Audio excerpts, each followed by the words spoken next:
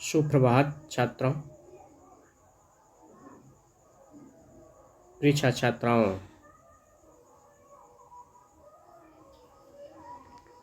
हमें उम्मीद है कि आप अच्छे होंगे, स्वस्थ होंगे और आप चूँकि इस समय विद्यालय में अवकाश है तो आप विजयादशमी पर्व को सेलिब्रेट कर रहे होंगे। प्रिय छात्राओं, आपकी परीक्षा जिसको विद्यालय द्वारा घोषणा कर दिया गया था कि आपकी हाफ ईयरली एग्ज़ाम भी होना सुनिश्चित है, जिसको आप जान भी रहे होंगे। इसलिए निश्चित रूप से आप अपने परीक्षा की तैयारी में भी ध्यान देंगे, क्योंकि आपको बताया गया या आप जानते भी होंगे कि आपका ये हाफ ईयरली का जो नंबर है या आपकी बोर्ड परीक्षा में इसको जोड़ा जाएगा। इसलिए निश्चित रूप से आप अपने परीक्षा पर ध्यान देंगे। प्रिय छात्राओं, आज एक नए टॉपिक के साथ पुनः हम अपने इस ऑनलाइन माध्यम द्वारा आपके सम्मुख उपस्थित हुए हैं। पिछली कक्षा में हम लोगों ने पिछली वीडियो में हमने संघवाद का पहला पार्ट को लेके हम आपके सम्मुख आए थे और उसका हम लोगों ने अध्ययन किया था। और आज दूसरे पार्ट को लेके पुनः हम ऑनलाइन माध्यम द्वारा आपके सम्मुख उपस्थित हुए हैं। हमें उम्मीद है कि आप पिछले टॉपिक को बेहतर से बेहतर ढंग से समझे होंगे। प्रिय छात्रों, जैसा कि आप स्क्रीन पे देख पा रहे हैं, ब्रह्मास्त्र सीरीज, इस सीरीज को मैंने ब्रह्मास्त्र सीरीज के नाम दिया, उसमें संघवाद। और आज हम लोग अध्ययन करेंगे कि भारत में संघीय शासन व्यवस्था, इसके अलावा दो स्तरीय शासन व्यवस्था तथा त्रिस्तरीय शासन व्यवस्था क्या है। ये हमारा टॉपिक है जिसको हम लेके ऑनलाइन माध्यम द्वारा आपके सम्मुख उपस्थित हुए हैं। प्रिय छात्राओं, कुछ कहने से पहले आप सभी लोगों को विजयादशमी की ढेर सारी शुभकामनाएं। और इसके बाद हम अपने विषय पे आते हैं। जैसा कि आप स्क्रीन पे देख पा रहे होंगे, भारत में संघीय शासन व्यवस्था। प्रिय छात्राओं, पिछले कक्षा में हम लोगों ने पार्ट 1 में अध्ययन किया था संघीय शासन व्यवस्था क्या है, इसकी विशेषताएं, एकात्मक और संघात्मक शासन व्यवस्था में क्या क्या अंतर है, उसका हम लोगों ने अध्ययन किया था। और आज भारत में संघीय शासन व्यवस्था यानी कि भारत चूँकि एक संघीय शासन प्रणाली को अपनाई गई हुई है, और संघीय शासन व्यवस्था से तात्पर्य है कि संघीय शासन व्यवस्था में सरकार 2 या 2 से अधिक स्तर की होंगी और सत्ता का ऊर्ध्वाधर वितरण होगा, और फिर क्या होता है, उसमें सत्ता का विभाजन होता है। और वे चीज़ें भारत में भी देखने को मिलता है। अनेक आंदोलनों, घटनाओं और दुखद विभाजन के पश्चात भारत आज़ाद हुआ। प्रिय छात्राओं, भारतीय क्रांतिकारी, भारतीय आंदोलनकारी जो लोग थे, बड़े ही रक्त रंजित घटनाओं के साथ भारत स्वतंत्र होता है 15 अगस्त सन 1947 ईस्वी को। लेकिन एक दुखद विभाजन के साथ भारत का बंटवारा भी होता है, जिसे आप जानते हैं कि भारत और पाकिस्तान के बीच भारत का बंटवारा होता है। भारतीय संविधान के पहले अनुच्छेद में भारत को राज्यों का संघ कहा गया, यानी कि भारतीय संविधान का जो पहला जो अनुच्छेद है, जो आर्टिकल है, उसमें भारत को राज्यों का संघ कहा गया है, यूनियन ऑफ स्टेट घोषित किया गया।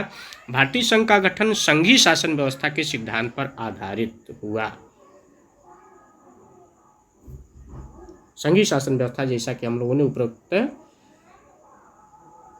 का अध्ययन किया, उसके अनुसार भारतीय संघ का गठन किया गया।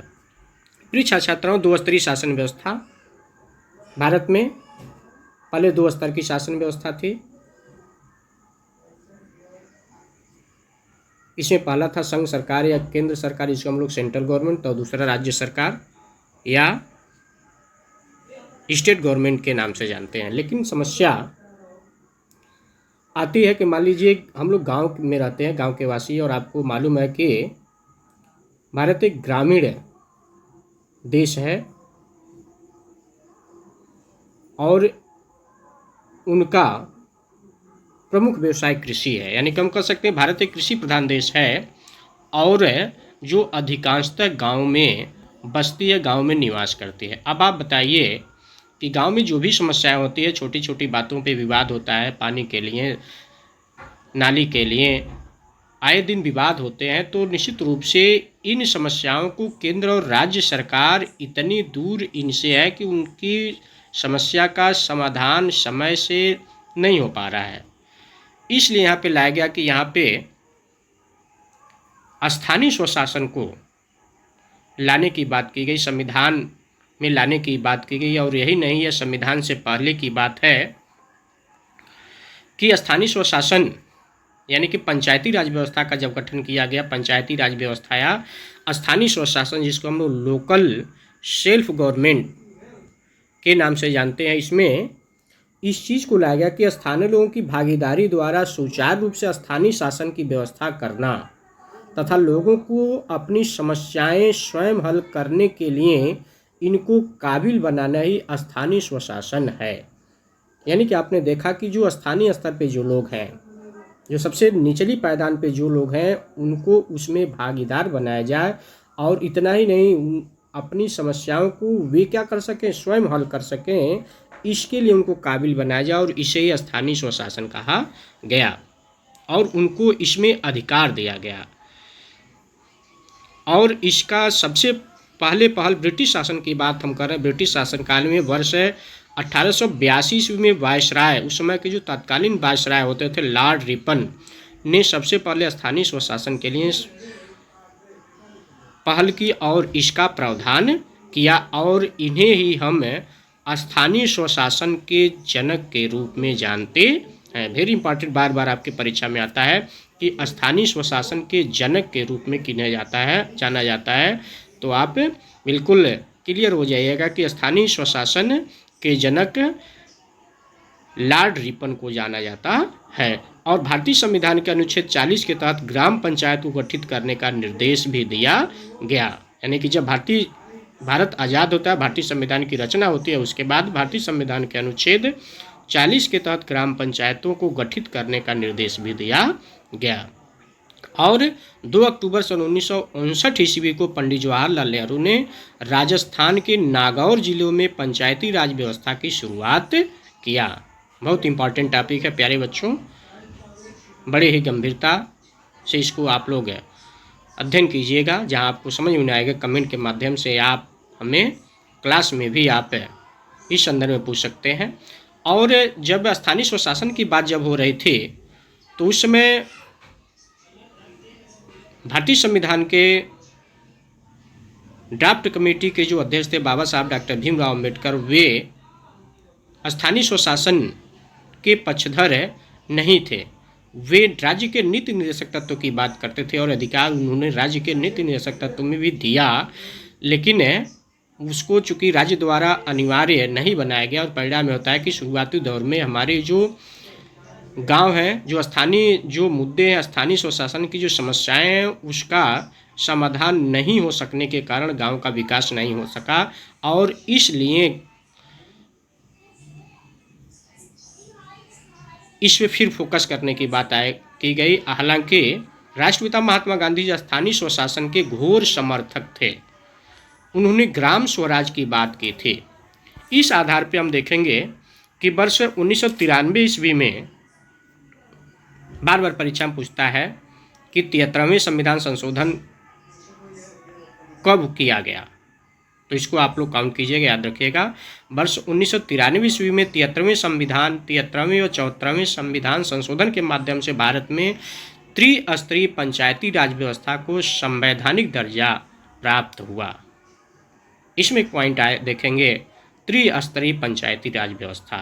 त्रि मतलब 3, स्तरीय मतलब स्तर, यानी कि पंचायतों को 3 स्तर पे संवैधानिक दर्जा दिया गया। त्रिस्तरीय पंचायती राज व्यवस्था में ग्राम पंचायत ग्राम स्तर पर जो गांव की समस्या का समाधान कर सकते हैं उनको अधिकार दिया गया, पंचायत समिति मध्यवर्ती स्तर पर और जिला परिषद जिला स्तर पर शामिल है। बलवंत राय मेहता को पंचायती राज व्यवस्थाओं या संस्थाओं के जनक के रूप में जाना जाता है। यानी कि जब से भारत स्वतंत्र होता है उसके बाद की हम लोग बात कर रहे थे कि बलवंत राय मेहता को पंचायती राज संस्थाओं के जनक के रूप में जाना जाता है। बलवंत राय मेहता समिति 1957 ईस्वी में सामुदायिक विकास कार्यक्रम के कामकाज को देखने के लिए गठित की गई थी। भारत के तीसरे शासन व्यवस्था में तीसरे स्तर के शासन को जोड़ा गया, जिसे पंचायत या नगर पालिका कहते हैं। पंचायत का मतलब जो ग्राम स्तर पे होगी, जो त्रिस्तरीय शासन व्यवस्था जो पंचायती राज व्यवस्था थी उसमें दो भाग किया गया, यानी कि ग्राम स्तर पे और शहरी क्षेत्रों में। तो इस आधार पे वही बातें इसमें बताई जा रही है कि भारत के तीसरे शासन व्यवस्था में तीसरे स्तर के शासन को जोड़ा गया, जिसे पंचायत या नगर पालिका कहते हैं।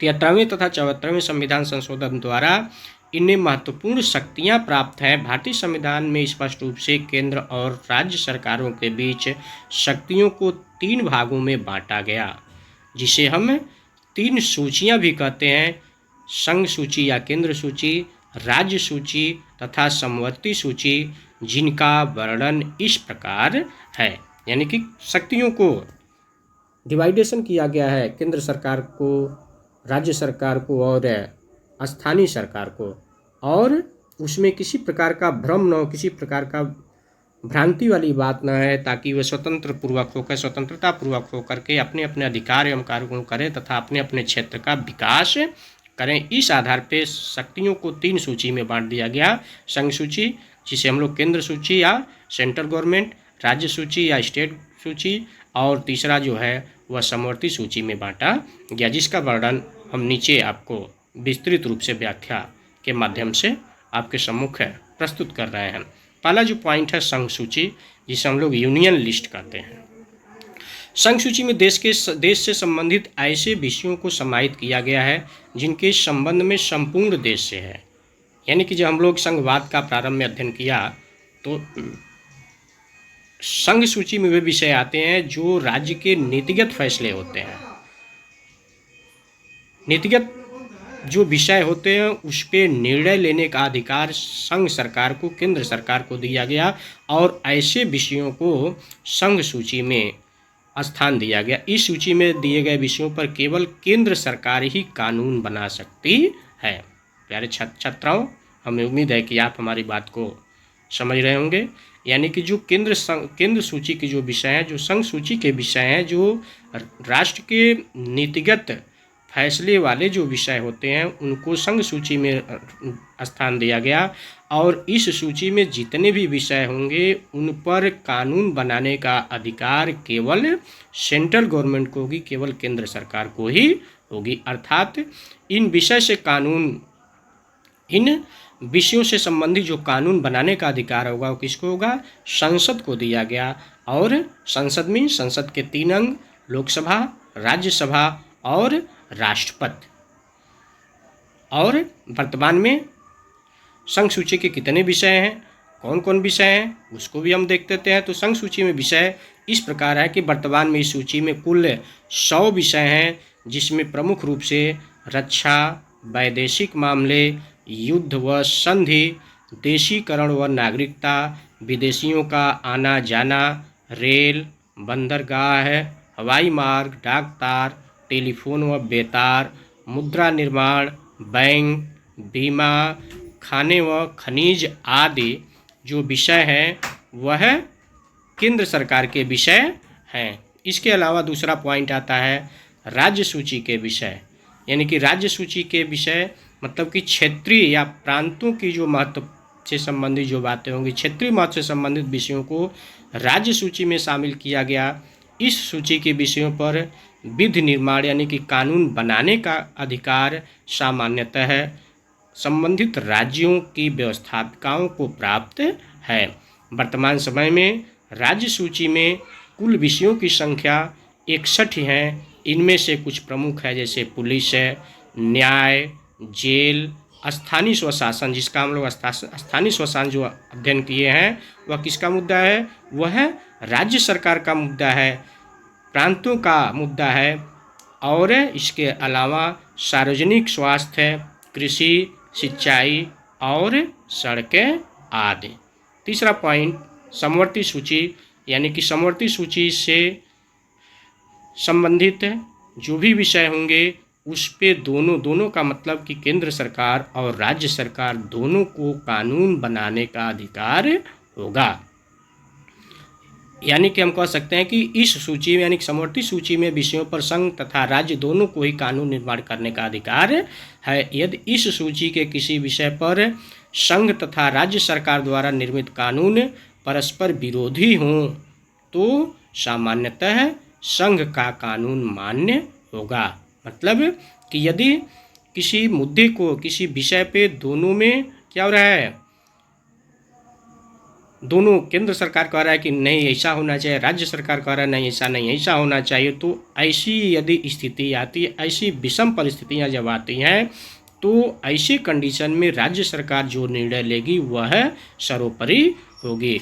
और इस आधार पर समवर्ती सूची में जो विषय हैं वह इस प्रकार है। संघ सूची, राज्य सूची तथा समवर्ती सूची में इन तीनों सूचियों के विषय की संख्या आज भी वही हैं जो मूल संविधान में थी। यानी कि जब भारतीय संविधान की जब रचना हुई थी 26 जनवरी 1950 से पहले, यानी कि 26 नवंबर 1949 में जो चीज़ें थी वह आज भी है। वर्ष 1976 में 42वें संवैधानिक संशोधन द्वारा राज्य सूची के 4 विषय, वो 4 विषय क्या है? शिक्षा, वन, जंगली जानवर तथा पक्षियों की रक्षा और नाप तौल समवर्ती सूची में कर दिया गया है। और समवर्ती सूची में एक नवीन विषय जनसंख्या नियंत्रण और परिवार नियोजन शामिल किया गया। इस प्रकार आज स्थिति यह है कि गणना की दृष्टि से समवर्ती सूची के विषयों की संख्या 52 हो गई है, लेकिन संवैधानिक दृष्टि से समवर्ती सूचियों की विषयों की संख्या आज भी 47 ही है। परीक्षा छात्राओं, आपने देखा, पढ़ा, अध्ययन किया कि समवर्ती सूची क्या है, संघ सूची क्या है, राज्य सूची क्या है, त्रिस्तरीय पंचायती राज व्यवस्था क्या है। हमें उम्मीद है कि आप इसको अच्छी तरह समझे होंगे। और इसी के साथ हम इसका एक पार्ट और रह गया है, क्योंकि बेसिकली हम इस अध्याय को 3 पार्ट में बनाए हैं। तो 2 का हम लोगों ने अध्ययन किया, तीसरे पार्ट का हम कल पुनः अपने ऑनलाइन माध्यम द्वारा पुनः मैं आपके सम्मुख उपस्थित हूँगा। हम उम्मीद है कि ये वीडियो आपको अच्छा लगा होगा। यदि हमारा वीडियो आपको अच्छा लगा, पसंद आया, तो आप इसको शेयर कीजिएगा, लाइक कीजिएगा, और यदि आप हमारे चैनल पे पहली बार आए हैं तो इसको सब्सक्राइब कीजिएगा। यदि आपको कहीं कोई असुविधा हो, कहीं कुछ समझ में नहीं आया है, तो आप उसको कमेंट के माध्यम द्वारा हमारे सम्मुख प्रस्तुत कीजिएगा, या आप हमसे क्लास में भी इसका समाधान खोज सकते हैं। इसी के साथ आप सभी को विमल जी ऑनलाइन क्लासेज में ढेर सारी शुभकामनाएं। जय हिंद, जय भारत।